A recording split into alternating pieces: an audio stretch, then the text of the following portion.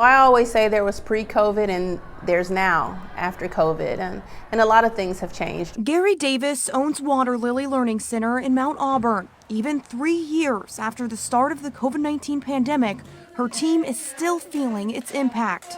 We are seeing children with more behavioral issues. We're seeing teachers that have lower stress thresholds because of that. And if you've looked for childcare recently, you're still feeling the impacts too. 4C for Children is a childcare resource and referral agency for 15 Ohio counties.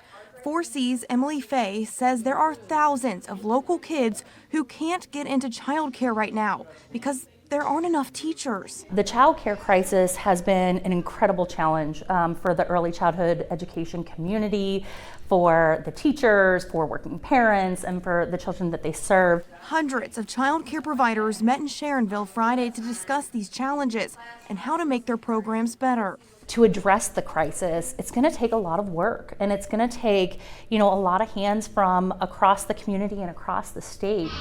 She says state and federal funding is critical to these child care centers, but just last month, pandemic emergency relief funds for the center expired.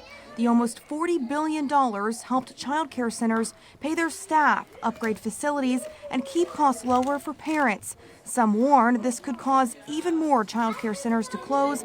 Yet another hurdle for this industry to overcome. Every person in their establishment is working as hard as they can and doing the best that they can under the circumstances that we're in right now.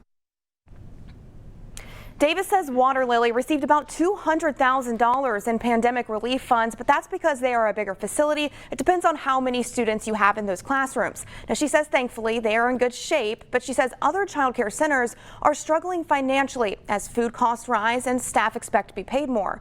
That group of 400 child care providers is also discussing topics like early literacy, emotional intelligence, and socio-emotional development. The conference runs through tomorrow. Paula. The Bureau of Labor Statistics shows the entire child care profession is still about 40,000 employees short of the levels in February of 2020. In May of this year, the Bureau reported Ohio had over 12,000 child care workers, fewer than at any time since 1999. At the peak in 2005, there were more than 25,000 child care workers in Ohio. In 2019, there were over 18,000. More left the profession during the pandemic. By May of 2020, the number dropped to 14,000, just over. That is a drop of about 25%. In 2021, the number continued to slide to under 13,000.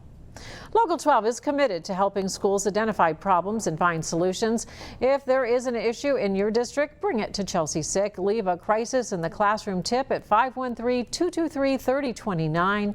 You can email Local 12 Classroom Tips at Gmail or use Chelsea Sick's Facebook page. Sure, you could stop watching now, but let's be honest, you want to see more. So click some of those links, or better yet, go ahead and tap subscribe. That way you'll catch more content from Local 12.